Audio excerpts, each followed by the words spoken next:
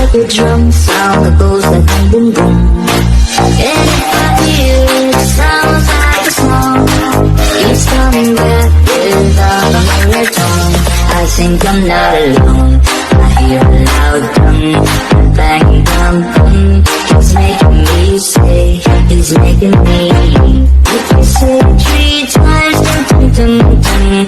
This creature comes to your home. Lelo.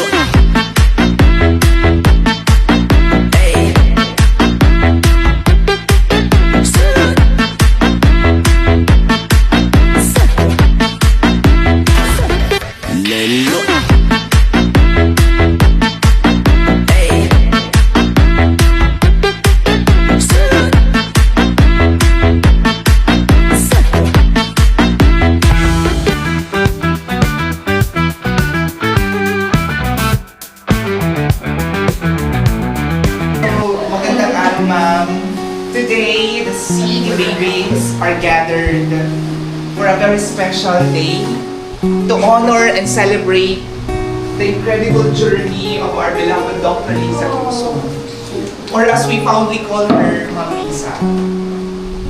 Ngayong araw, sama-sama naming babalikan mami yung mga alaala at tagumpay ng pagmamahal na ibinahagi niyo sa ating lahat through a timeline toast at may mga maikling mensahe kami para sa inyo. Service mo ang pamanahan.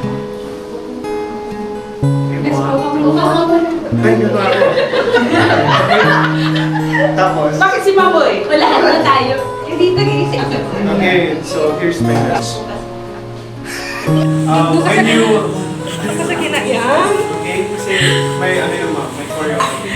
When you first step to our campus, you brought vision. Vision for projects and vision for people. You saw potential in us that we didn't see in ourselves. Ma'am Liza, you taught us that leadership is not about position, but purpose. But it's a purpose.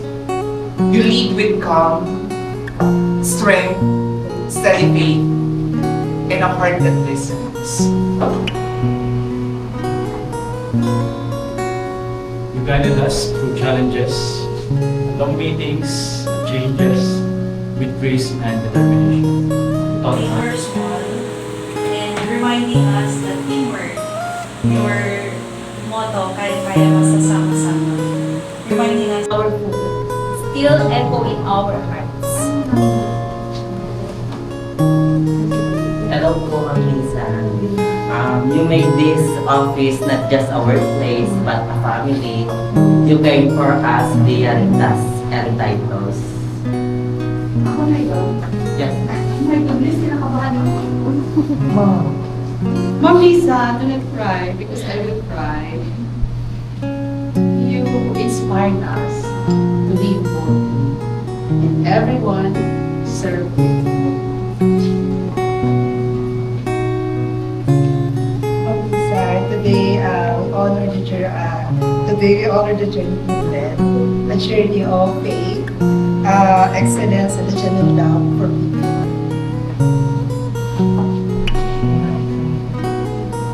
And now as we turn your page to the next chapter, we pray that you guys will peace, joy, and it's here we are, the United Campus Executive Director ladies, or the CBD ladies.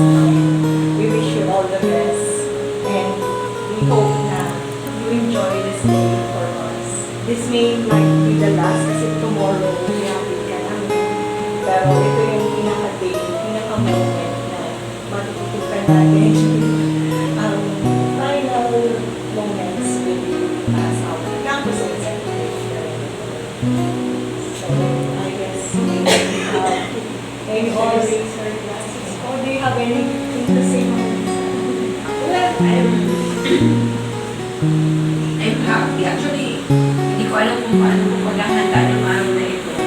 Kasi it's really hard to say goodbye to those people who love. This is the problem.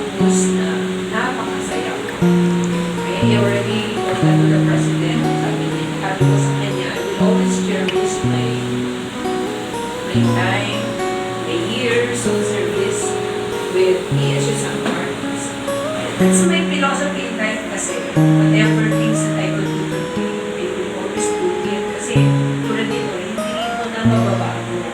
Hindi pa siya ko yung mismo because I have a strong force behind me who always push me to say, ma'am, okay lang yan.